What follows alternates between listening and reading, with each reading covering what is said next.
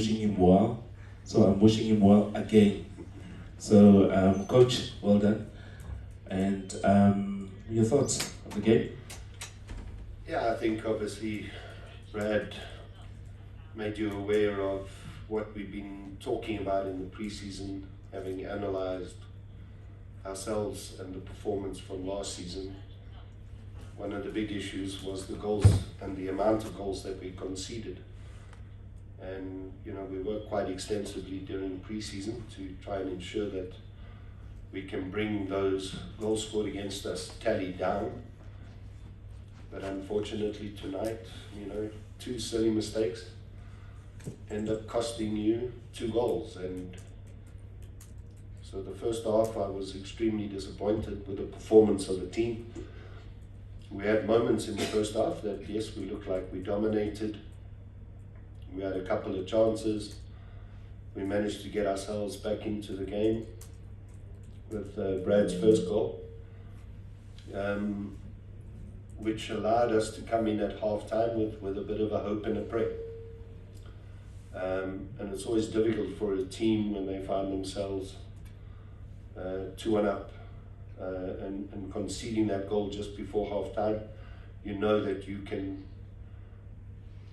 gain the impetus in the second half. And I thought the performance, the changes that we made at half-time worked extremely well for us. And I think we clearly dominated the game in the second half and deserved the 2 goals that we scored, and possibly we could have even had a third and won it more comfortably. So the second half performance was a little bit more from what I saw during the 6 weeks of pre-season versus what I saw in the first half. But that's always a risk, You do 6 weeks of pre-season, you play 7-8 friendlies, and it's difficult to gauge, are the guys ready, aren't they ready? You could feel in the warm-up there was quite a bit of nerves. So, that first half performance, the guys started sluggishly, poorly, silly errors, especially the goal from the set piece. We worked on it quite extensively during the week, where we made the players aware that the threat is going to be at the far post and the guys allowed to get them free header. But now it's about learning from those mistakes, fixing those problems. We're into the next round, which was our objective leading up to this game. And as Brad mentioned, the one good thing that we take from it was the character that the guys showed. To be able to come back the way they did. A lot of people would fold their arms when they found themselves 2-0 down, but the guys didn't do that. They kept fighting, kept working. And then it's a team effort, because the guys who came off the bench all contributed, and so the collective is what is important for me. Hi, Coach. My name is Opani from Farcoast. I've got 2 questions for you. What was your impression about the new signings, especially the ones that started right with the brace? I thought Tinkler was decent at the back as well.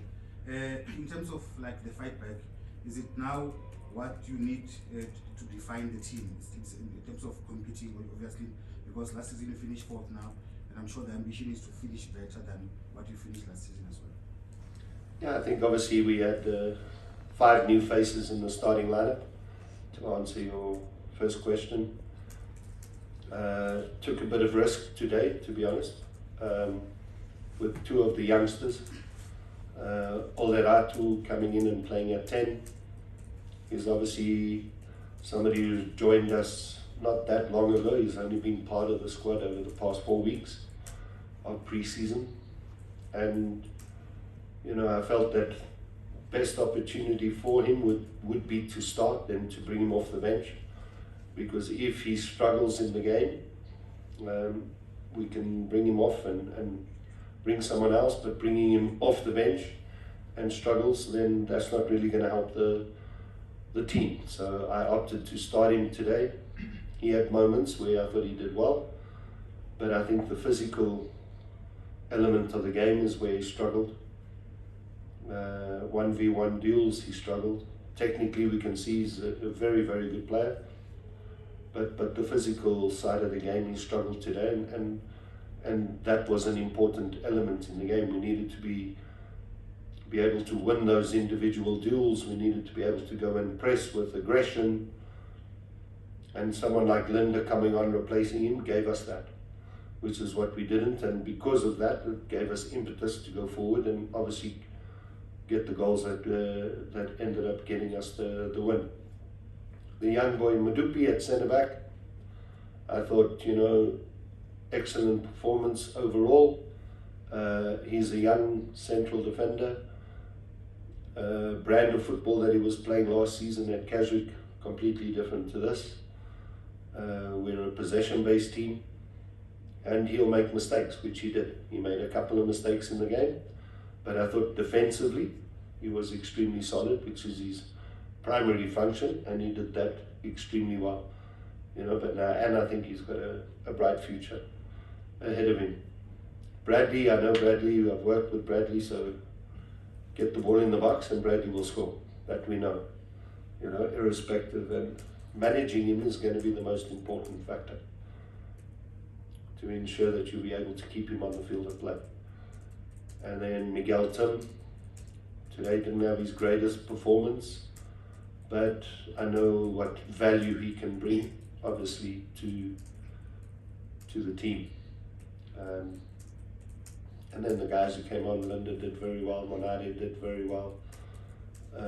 Gave another youngster a debut, Mampuru. So overall, obviously it gives me an idea of what I have moving forward and the options that are available. And as I said, and what he said, attitude of the team, discipline of the team, a lot better this season than last season. Coach, I think you did mention Matsimbi. Oh yes, and sorry, Matsimbi, obviously we got him from Leopards. I thought he was outstanding today. His ability to get up and down, his work rate, really, really phenomenal. Aerial ability, aggression, he showed everything to me today. As a coach, I'm always going to find faults, so today he made a couple of mistakes defensively, but those are things that we can rectify. Open up, yeah. Coach, you've given Sekhukhune now something they've never done. They are through to the next round of this competition for their first time. What's the, you've won competitions, you've won this before. Are you thinking about that? Yes, 100%. From the start of the season, I explained to the players that MTN 8 is a fantastic opportunity because it's 3 games and you find yourself in a final. And that would be a great way to start your season, and obviously also for the club to earn some silverware in the years that it's been in the PSL. So as a coach, I'm an ambitious person. I want to win things. I want to achieve things. I have won a few cup competitions, and as Brad said, when you've won competitions, that feeling you can't really explain. So, you want to get that feeling again of lifting a trophy. So that has been our objective right from the start, and that will be our objective right till the end.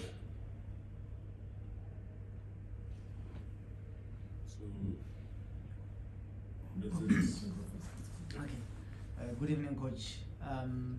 You've signed quite a good number of players ahead of a new season. This as the first match. Do you feel it's getting where you want them to be, or how long will it take for you guys to feel that we have a side that is ready to go? Yeah, it's not always easy when you sign as many players as we have.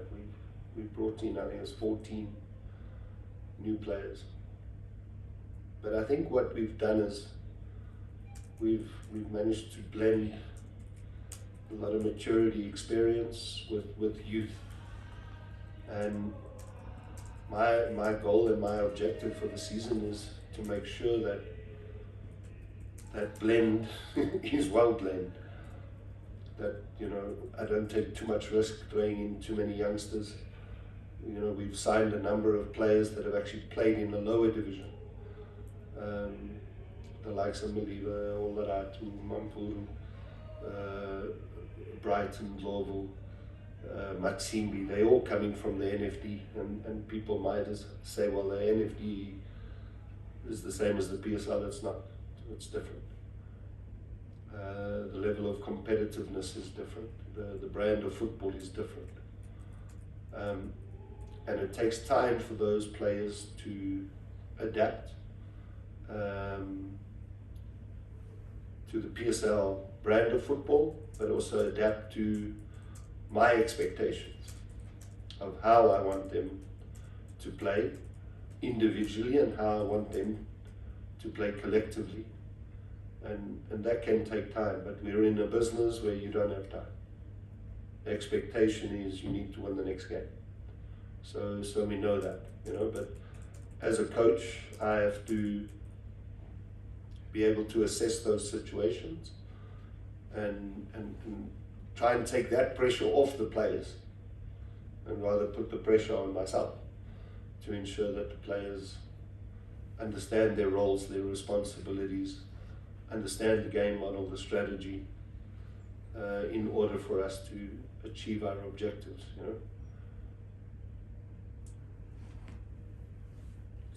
Good evening, Coach Letabo from Disc Times. Congratulations on the win. Firstly, are you done signing? I don't think there's a club in the world that says they've done it. Because every day is like this. Yeah, exactly. Something may come up that is an added value to the squad.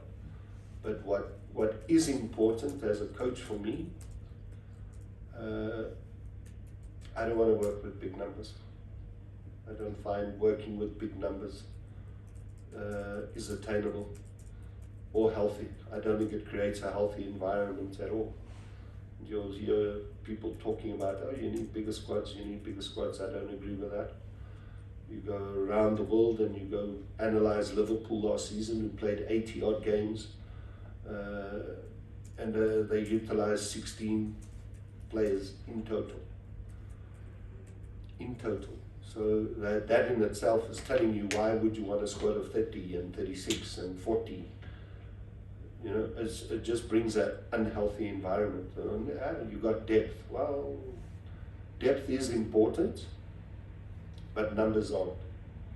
I think that's key. So when you're going to have a squad of 26, 27 players, you make sure that the depth that you have goes through the 26, 27. We don't have added because we're not sure that we have enough depth.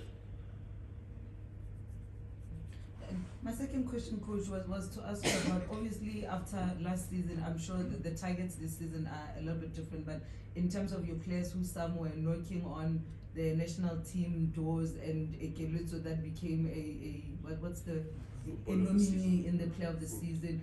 For this season, do you feel, is the pressure on him now to say last season was not a fluke? He shouldn't be seeing it as a pressure. That's my view.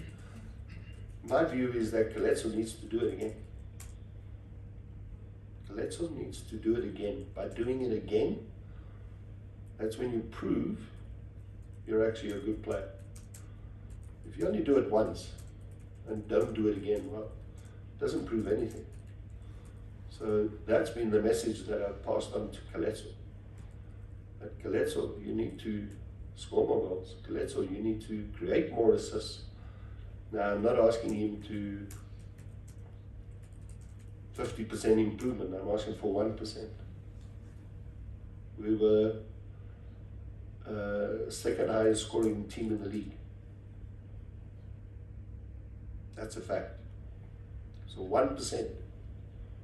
That's all we want. 1% improvement from Coletso and obviously from Ohizo, our strikers, everybody who contributed towards our goals last season. Can they improve by 1%? That's all. So you should not see that as pressure.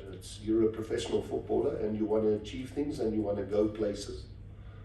The way you go places is by doing it repetitively and consistently. That will take you to the heights that you deserve. You don't want to be a one-hit wonder. Can I ask for a last question on the floor? In absence of it, Coach, all the best. You've got 2 legged semi-finals coming up.